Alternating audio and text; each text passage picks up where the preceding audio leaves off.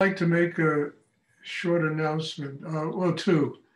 Uh, everybody that's here is on my mailing list.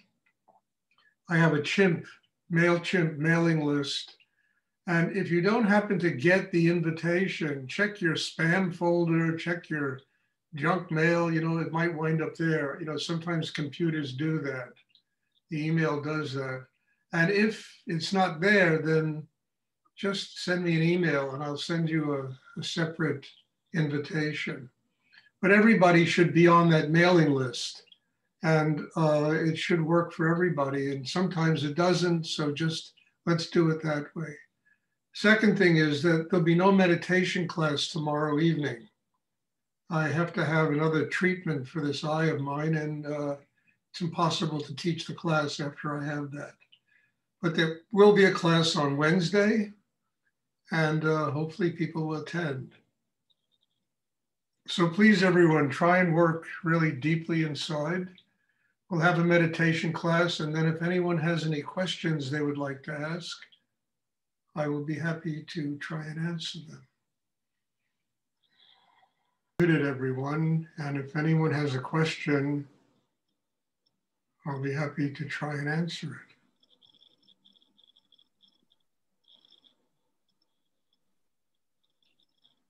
Hi, Stuart. Yes. I wanted to ask you, in the context of what we do, how do you prepare before you go to sleep?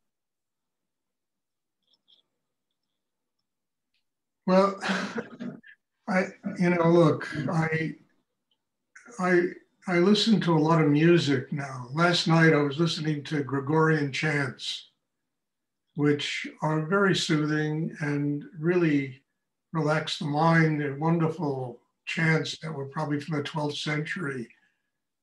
For God. I listened to Pergolesi, Stabat Mater, sometimes to Eric Satie's piano music.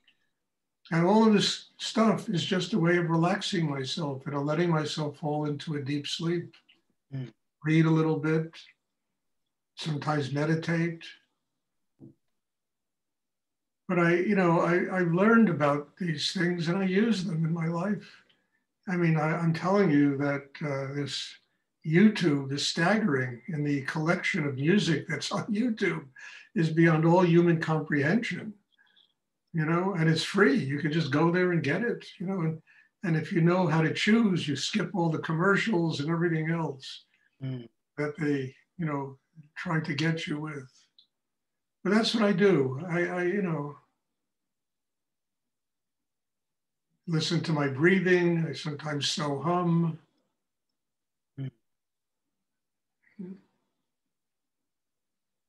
And it seems to work. And sometimes I sleep for 3 hours, 4 hours, 5 hours. It's every night it's different. But I never wake up without any energy.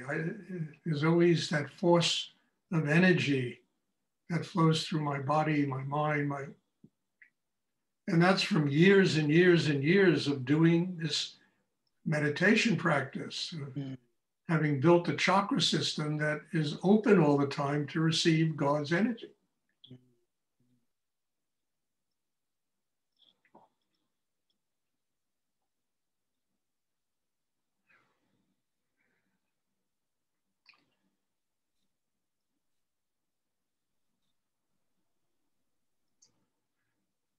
I mean, if you want, you can go on YouTube and listen to 12 hours of Gregorian chants.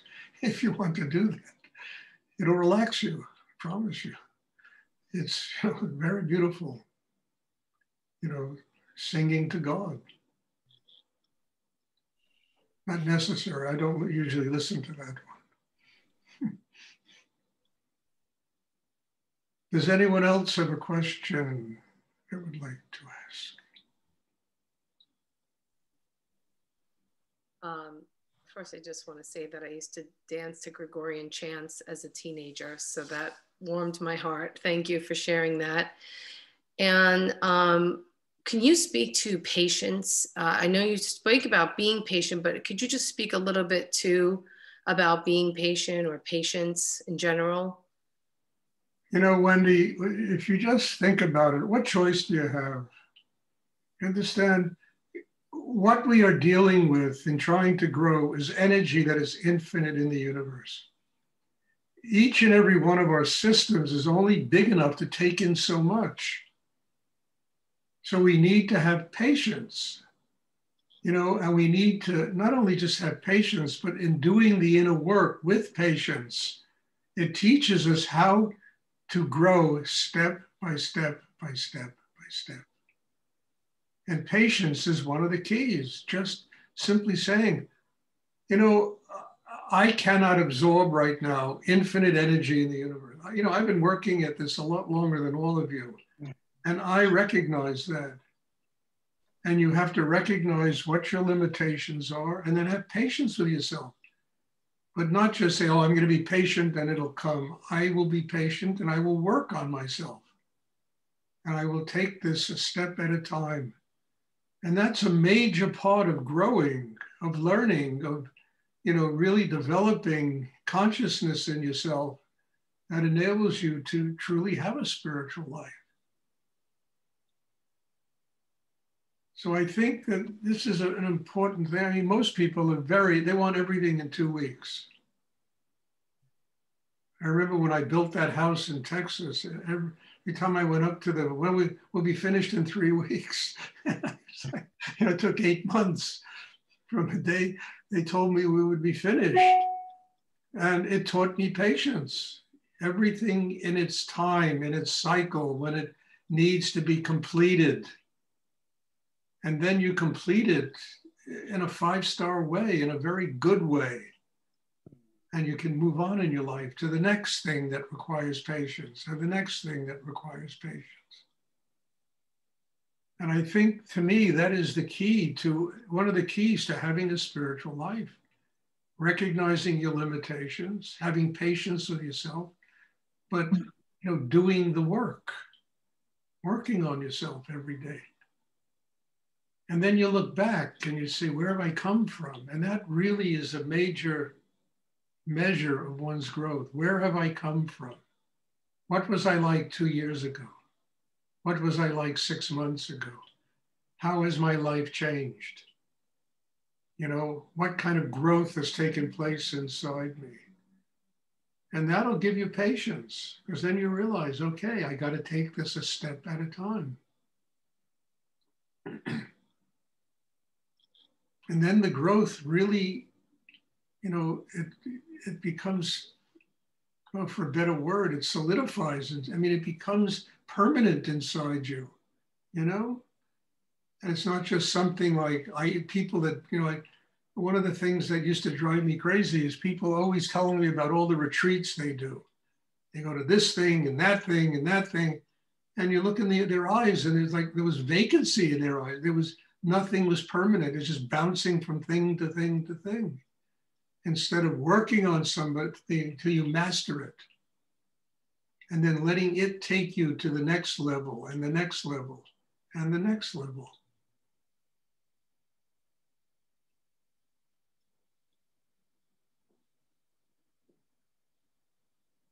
Stuart. It requires patience. And patience is a real sign of maturity. Impatience. Little kids stamping their foot, they want it now, And we grow up that way. We're adults and we're still emotionally 7 years old. Wanting to, it's got to be now. Well, now is what it is. And each moment is another now. And we patiently take these things moment by moment by moment and grow with them. How else do you master a craft? I remember once going to a concert at Carnegie Hall. I think it was Horowitz was playing the piano.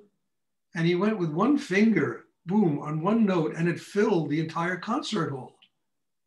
And I said, well, how the hell does he do that? And I thought, yeah, that's 10 hours a day of practice for the last 30 years. That's how he does it. Being in the whole concert hall filled up with music. A master.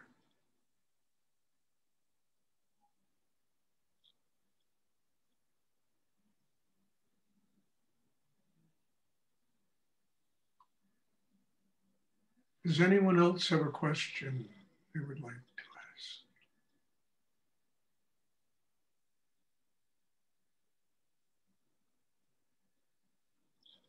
Oh, another piece of music I could recommend to go to sleep that really is incredible. I mean, that's Chopin's Nocturnes. They are just gorgeous. They will just relax you. You'll go right to him telling you. You're really beautiful. Does anyone else have a question they would like to ask? Thanks for the musical suggestions. You're welcome. You're welcome. Yeah. Capella Romana is a really good one for the.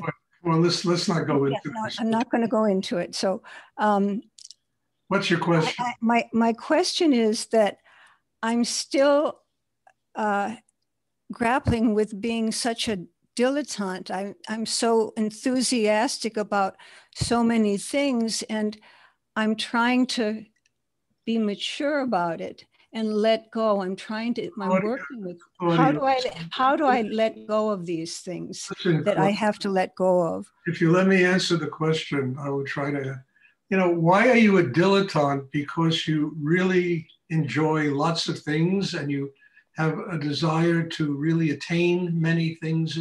That's not a dilettante. I mean, without that desire, without that need inside yourself, you become a dullard, There's nothing inside that truly reaches out and tries to attain, especially beautiful things and things that are spiritual and of a higher nature. Then you have to recognize that you can't consume, all these things at once. It's gluttony. It's impossible. So you got to do them one at a time. And then you just leave yourself alone and you stop beating yourself up because you have interest in a lot of different areas of life and they really help you, inspire you in your day-to-day life.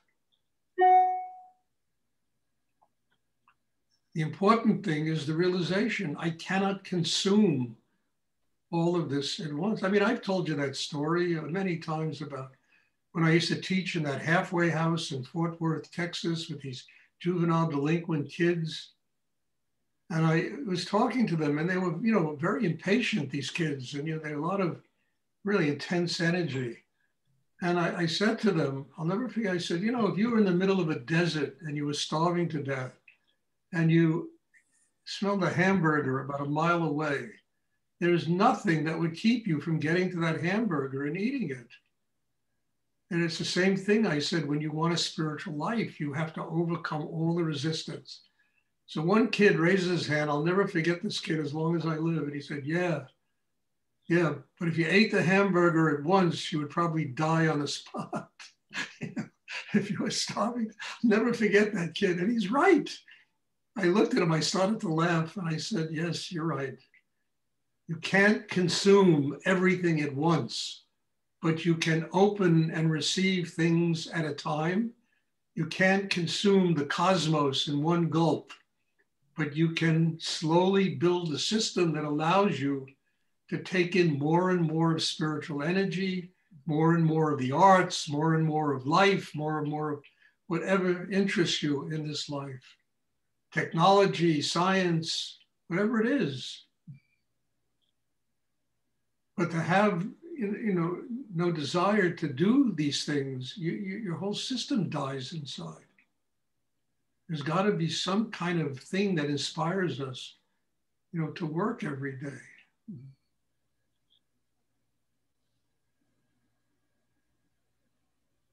Does anyone else have a question? Thank you. Does somebody have a question?